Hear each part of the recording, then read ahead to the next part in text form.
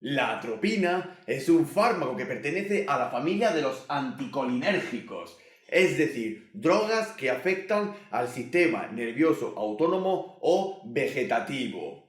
La atropina se extrae y se deriva de una planta muy conocida históricamente bajo el nombre taxonómico de la Atropa belladona. Este nombre se le dio por las distintas características y funciones que ha tenido la atropina a lo largo de la historia, puesto que es uno de los medicamentos más conocidos en la humanidad. Ya en el antiguo Egipto, los primeros curanderos y sacerdotes lo usaban como narcóticos. En la antigua Grecia clásica y en el Imperio Romano, las damas romanas, las belladonas, utilizaban el extracto de la tropa belladona, es decir, la atropina, para embellecer el cutis y dilatarse las pupilas. Mientras que en la Edad Media se utilizaba la atropina, el extracto de la tropa belladona, para provocar envenenamientos indetectables y muertes a largo plazo. Así como también en la antigua América del Norte, en las civilizaciones indias, se utilizaba también la atropina a modo de paralizante muscular. Se impregnaban las puntas de las flechas para las víctimas con atropina y tras alcanzar al objetivo, inmediatamente se sufría una parálisis muscular, con lo cual el cazador podía atrapar a la presa fácilmente.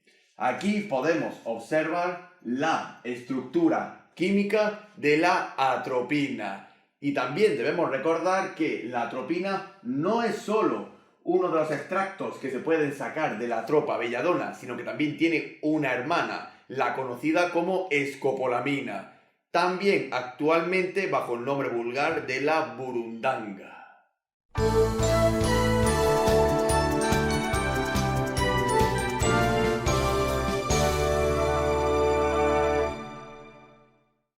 La atropina a lo largo de los siglos de la historia humana se ha utilizado para muchísimas características, tanto como para el tratamiento de patologías y enfermedades, como para otras funciones de tipo menos terapéuticas. Actualmente la atropina se suele utilizar para la preanestesia, es decir, para la inducción de la anestesia en el ámbito quirúrgico. Se utiliza como espasmolítico y como vagolítico, es decir, disminuye la aparición y recurrencia de los espasmos, así como tranquiliza al nervio vago, al décimo par craneal. Se utiliza también para las paradas cardiorrespiratorias y la reanimación cardiopulmonar, así como también en la bradicardia, puesto que la atropina nos causa un aumento de la función miocárdica. Y por último también se utiliza como antídoto de ciertas sustancias, como por ejemplo algunos productos químicos actuales, sustancias como los organofosforados y por último también con sustancias naturales. El caso más conocido son las intoxicaciones por setas, especialmente de género Amanita muscaria.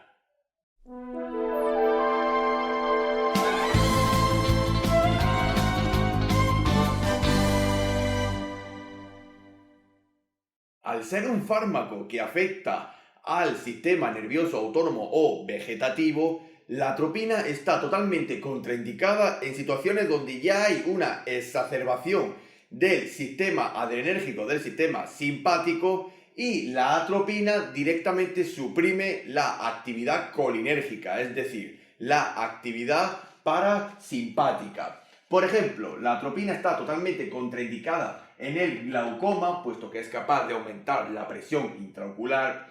Está contraindicada en las retenciones, como por ejemplo las de tipo urinarias, puesto que cierra mucho más los esfínteres urinarios. En las insuficiencias cardíacas y en el híleo paralítico, por ejemplo, en las insuficiencias cardíacas, ya que el corazón de por sí está totalmente agotado, la atropina le va a provocar un aumento. Vamos, lo puede petar. Y por último, también tenemos que está contraindicada en las obstrucciones, como por ejemplo en las obstrucciones intestinales, ya que la atropina puede aún más agravar el estado de la obstrucción.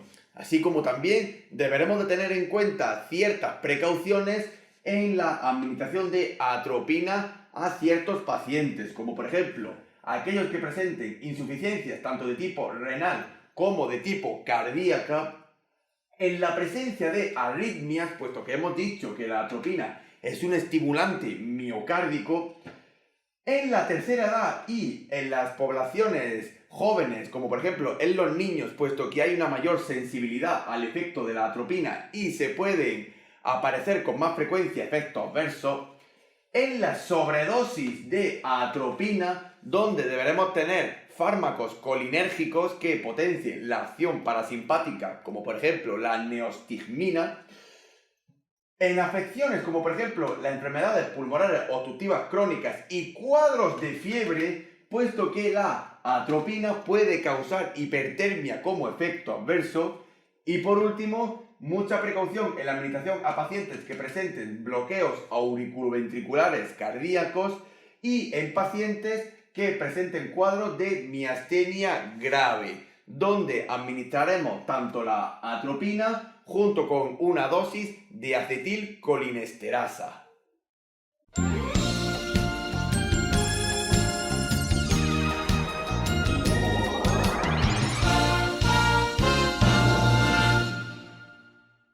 El mecanismo de acción de la atropina es muy simple, puesto que lo único en lo que se centra es en competir con su mayor rival, la acetilcolina. La acetilcolina es el neurotransmisor más abundante y único que se encuentra en las placas motoras y en la sinapsis del sistema colinérgico, es decir, el sistema parasimpático. ¿En qué consiste la competición? La atropina y la acetilcolina compiten por unirse a los receptores muscarínicos. También existe otro tipo de receptores dentro del sistema colinérgico, los receptores nicotínicos, pero ahí la atropina no tiene nada que ver. Ella va a por los receptores muscarínicos y es su competidor selectivo. Quiere decir, se une al receptor muscarínico pero no produce ninguna acción. Sencillamente lo bloquea y evita que la acetilcolina se una a él. De ahí la disminución de la actividad del sistema colinérgico o parasimpático.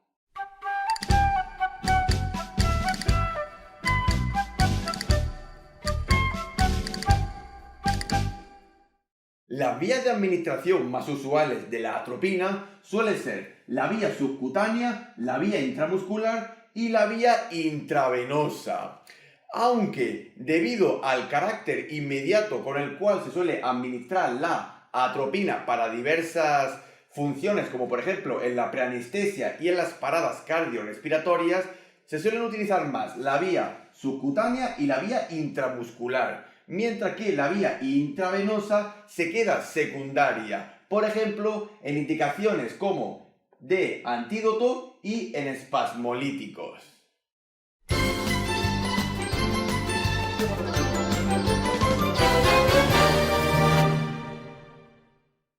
La posología más habitual de la atropina en cualquiera de sus indicaciones es: en paradas cardiorrespiratorias y reanimaciones cardiopulmonares administraremos 1 miligramo cada 5 minutos hasta revertir la parada cardiorrespiratoria. Pero eso sí, la atropina es secundaria a la adrenalina. Primero la adrenalina y después la atropina. En situaciones donde se presenten espasmos, administraremos de 0,4 a 0,6 miligramos cada 4 o 6 horas. En situaciones de bradicardia, donde tenemos que aumentar la frecuencia cardíaca, utilizaremos de 0,5 a 1 miligramos cada 3 o 5 minutos hasta revertir la situación bradicárdica. Mientras que en poblaciones pediátricas administraremos 0,02 miligramos por kilogramo cada 3 y 5 minutos hasta revertir al ritmo normal o frecuencia cardíaca normal. Si utilizamos la atropina como antídoto de sustancias químicas como por ejemplo los organofosforados o intoxicaciones naturales, utilizaremos una dosis inicial de 2 a 4 miligramos intravenosos y si no conseguimos revertir los efectos de la intoxicación, pasaremos a una dosis de 2 miligramos cada 5 minutos hasta revertir los efectos tóxicos. Mientras que en poblaciones pediátricas utilizaremos 0,02 miligramos por kilogramo cada 5 minutos hasta revertir los efectos de la intoxicación. Si utilizamos la atropina en los ámbitos quirúrgicos, como por ejemplo como preanestésico, en adultos utilizaremos 0,3 hasta 0,6 miligramos, eso sí, dependiendo de cuándo vayamos a poner la anestesia. Si por ejemplo vamos a poner la anestesia dentro de media hora o una hora, administraremos esta dosis de forma intramuscular o subcutánea. Mientras que por el contrario, si al paciente lo van a operar ya y tenemos que poner la medicación de la atropina para la preanestesia, utilizaremos la misma dosis pero de forma intravenosa para que el efecto se distribuya mucho antes. Mientras que en poblaciones pediátricas utilizaremos entre 0,01 y 0,02 miligramos por kilogramo del mismo modo. ¿Queremos la preanestesia rápidamente? La administraremos de forma intravenosa. ¿Que vamos a operar al paciente pediátrico dentro de media hora o una hora? Se la administraremos de forma intramuscular o subcutánea.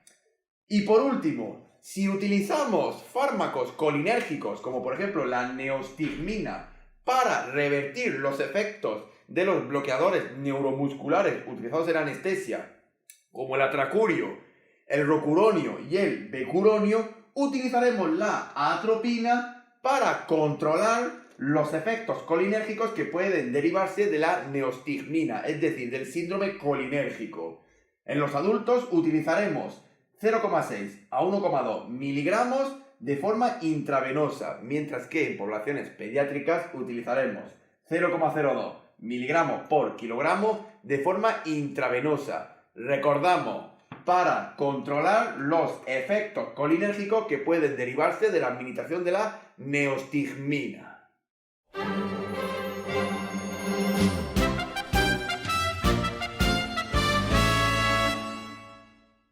En evidencia científica y estudios actuales se ha demostrado que la atropina tiene mucha compatibilidad con el resto de la farmacología existente, por lo cual recomendamos una revisión bibliográfica, mientras que, por el contrario, la atropina presenta incompatibilidad con ciertos preparados y medicamentos, como por ejemplo los fármacos que presentan bromuros e ioduros dentro de su estructura química, con fármacos de tipo álcalis y con el propio mercurio, así como también la atropina tiene interacción a veces de forma de incompatibilidad con su propia familia, con otros anticolinérgicos, como por ejemplo su propia hermana, la escopolamina.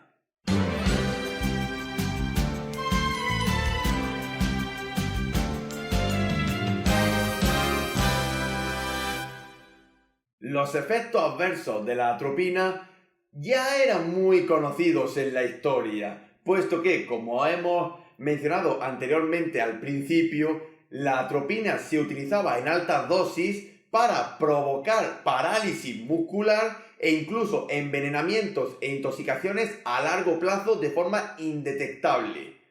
¿Pero en qué consistían especialmente estos efectos adversos?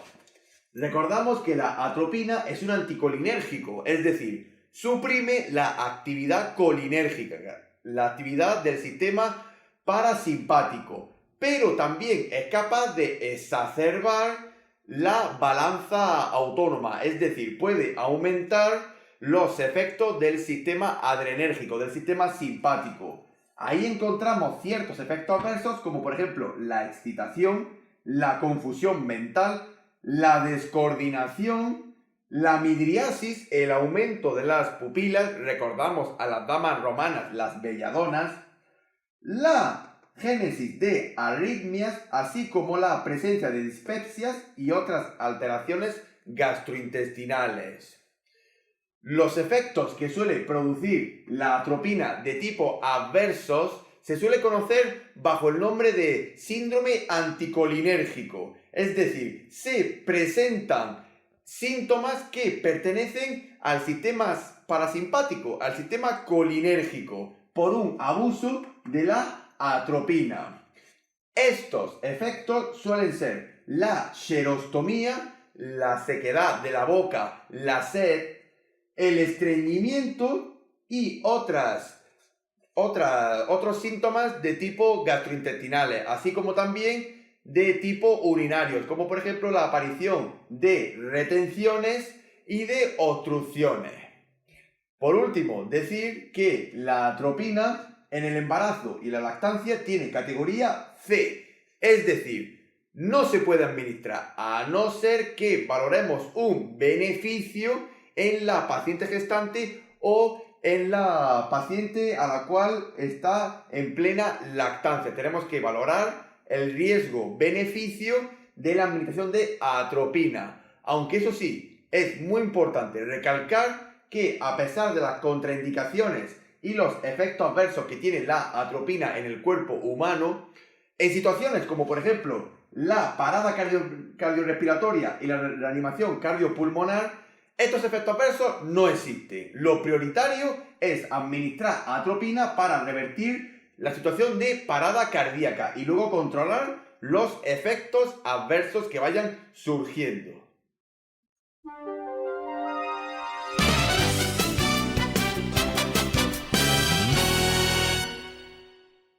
Finalmente, nos queda decir que la atropina no sabemos si se dializa o no por las técnicas continuas y actuales de reemplazo renal. No tenemos información ni evidencia suficiente de su dialización. Y también decir que la atropina es un fármaco o droga de uso inmediato. En el momento en que abrimos el vial, tenemos que administrarla, puesto que hay una probabilidad de que la atropina se degrade o se inactive. Y por supuesto, una vez que hayamos utilizado una dosis de atropina, nunca volver a reutilizarla, puesto que puede haberse inactivado o degradado. Así que muy importante recordar que la atropina en el momento en que abrimos el vial se tiene que utilizar. No podemos dejarla a largo plazo.